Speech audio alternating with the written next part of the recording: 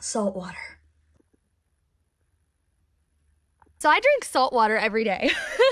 And I have for like way over a year.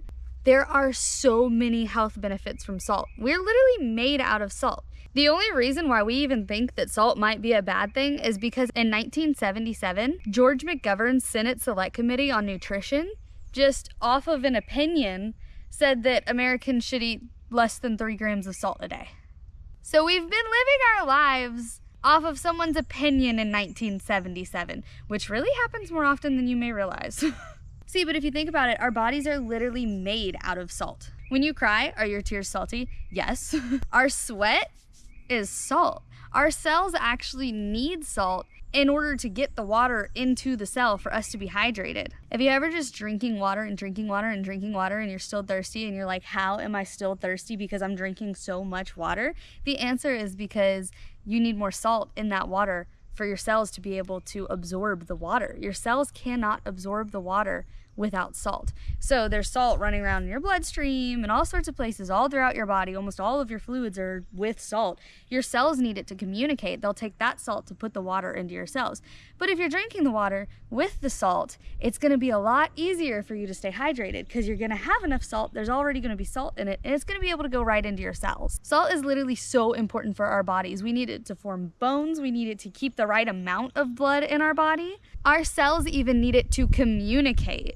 And our heart actually uses it to even pump blood, which is ironic since people think that we're gonna get heart disease from salt, again, because of things done in 1977. But it's interesting because if you look at the places in the world that consume high amounts of natural salt, and I mean natural, like, you know how our salt is like stripped down to have no minerals and it's called like table salt or iodized table salt?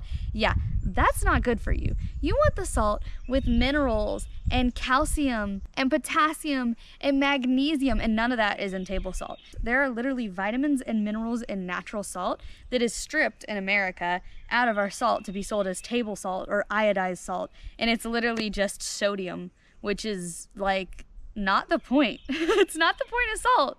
So you want to get like Redmond's real salt, or you want to get like Celtic sea salt, or you want to get like Hawaiian sea salt is even okay, not as good as the other two. Himalayan sea salt, I've seen some things about maybe not being the best, but it at least has some minerals and vitamins in it. Really, Redmond's real salt or Celtic sea salt are like the way to go. But it's ironic because you go look at the countries with high intakes of salt that are like natural, not stripped down salt like here in America that's table salt. And they literally have lower risks of heart disease. That's a little suspicious if you ask me. I mean, seriously, you could look at like South Korea, Japan, France, Belgium, Denmark, Sweden, Italy, Japan, Norway, Portugal. That's just a couple off the top of my head that eat higher salt diets than us and have lower rates of cardiovascular disease. Not only that though, like, did you know that low salt is also dangerous? Dangerous. We're talking, ironically, an increased heart rate, complications with kidney function because your kidneys then have to retain too much salt using like emergency retain the salt hormones so that way you have enough salt still left in your body, hypothyroidism, insulin resistance, even type 2 diabetes can all be due to low salt intake, not table salt, the real salt.